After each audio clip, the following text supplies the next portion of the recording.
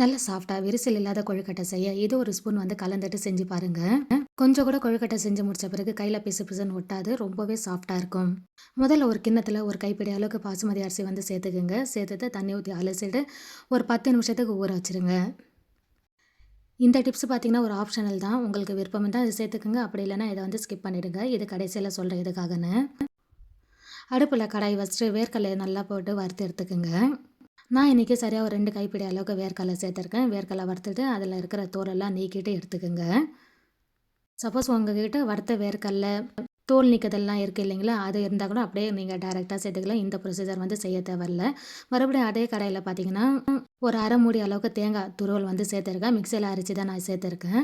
சேர்த்துட்டு லைட்டாக ஒரு கிண்டிட்டு இதில் பார்த்தீங்கன்னா வெல்லம் தூள் வெல்லம்லாம் விற்குது இல்லைங்களா, அதுதான் சேர்த்துருக்கேன். இந்த மாதிரி சேர்க்கும்போது சட்டுன்னு நம்மளுடைய வேலை முடியும்.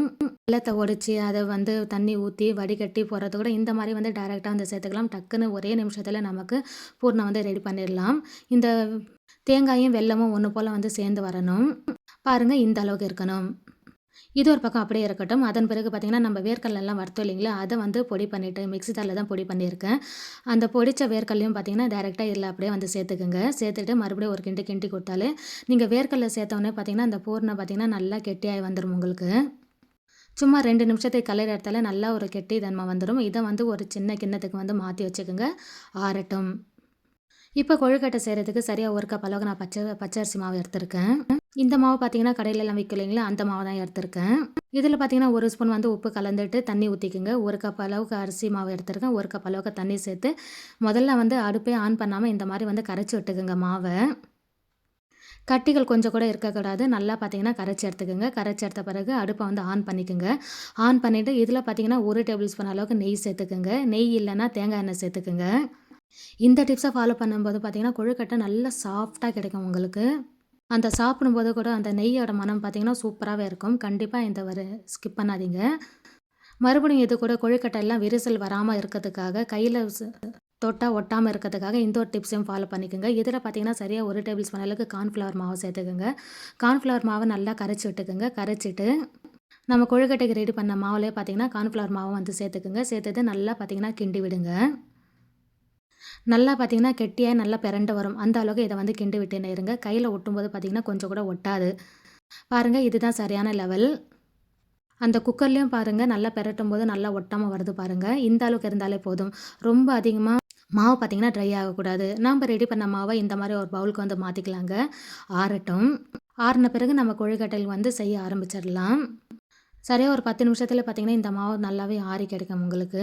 அதன் பிறகு கொழுக்கட்டை செய்கிறதுக்கு கையில் கொஞ்சம் போல் தேங்காய் எண்ணெய் தான் நான் இன்றைக்கி எடுத்திருக்கேன். தேங்காய் எண்ணெயை கையில் இந்த மாதிரி ஃபுல்லாக நல்லா அப்ளை பண்ணிக்கோங்க. அப்ளை பண்ணிவிட்டு இந்த மாவுலேருந்து கொஞ்சம் மாவு எடுத்து இந்த மாதிரி உருட்டி எடுத்துக்கோங்க. நீங்கள் கையில் அந்த தொடும்போதே தெரியும், இந்த மாவு பார்த்திங்கன்னா நல்ல ஒரு சாஃப்டாக கிடைக்கும் உங்களுக்கு. நல்ல ஒரு ரவுண்ட் ஷேப்பில் பண்ணி எடுத்துக்கோங்க. அதன் பிறகு கையால் இது மாதிரி அழுத்தம் கொடுத்து விடுங்க. இந்த மாதிரி பண்ணும்போது கொஞ்சம் கூட விரிசலே வராதுங்க.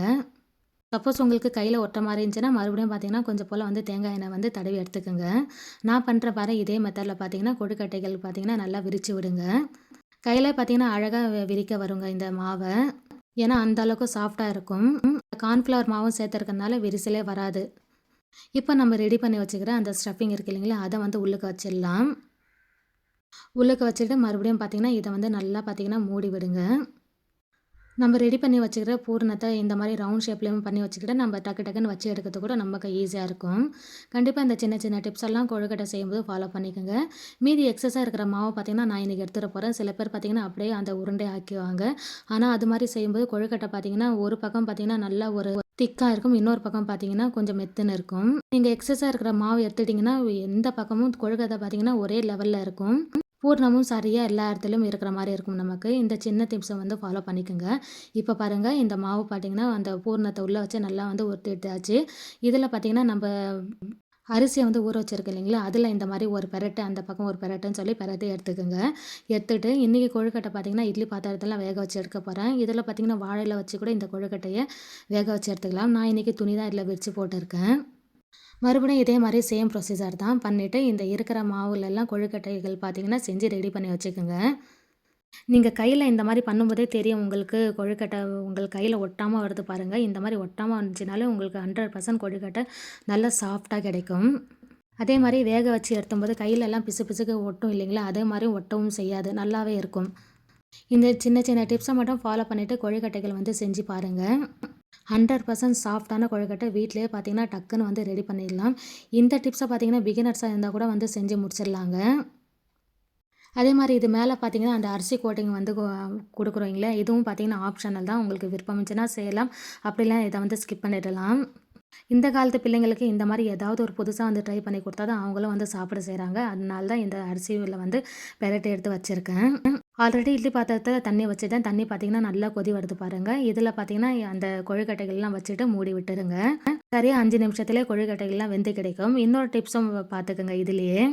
கொழுக்கட்டைகளே கையில வந்து செய்ய வராதவங்களுக்கு இந்த மாரி ஒரு எண்ணெய் கவர் இருக்குங்களா, அது வந்து எடுத்துக்கங்க. எடுத்துட்டு இதுலயும் ஒரு மாவு வந்து உருண்டையாக்கிட்டு இது உள்ளுக வந்து வச்சுருங்க. வச்சுட்டு இதே எண்ணெய் கவர அப்படியே வந்து திருப்பி போடுங்க.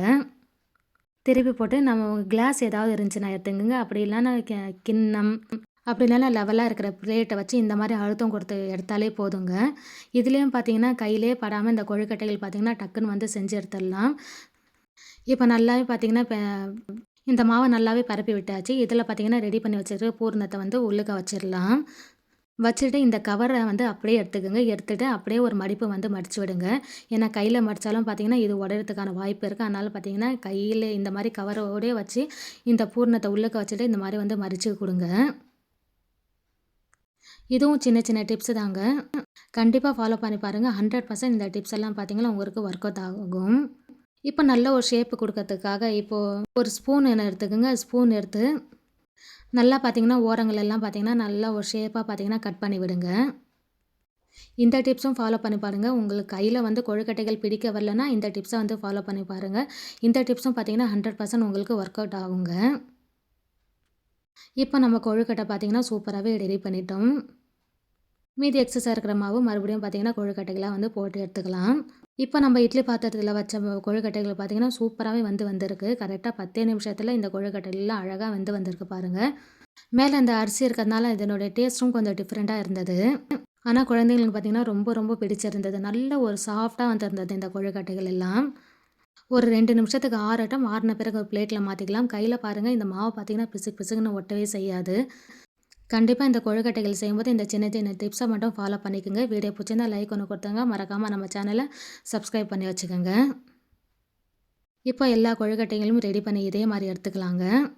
இந்த கொழுக்கட்டைகள் எல்லாம் கட் பண்ணி காமிக்கிறேன் பாருங்க. நல்ல ஒரு சாஃப்ட்டா பாருங்க. எந்த அளவுக்கு சாஃப்ட்டா இருக்குன்னு உள்ளுக்க பாருங்க. அந்த பூரணமும் ஒரே லெவல்ல இருக்கு பாருங்க. ஏன்னா எக்ஸஸா இருக்கிற மாவெல்லாம் நம்ம எடுத்திருக்கோம்.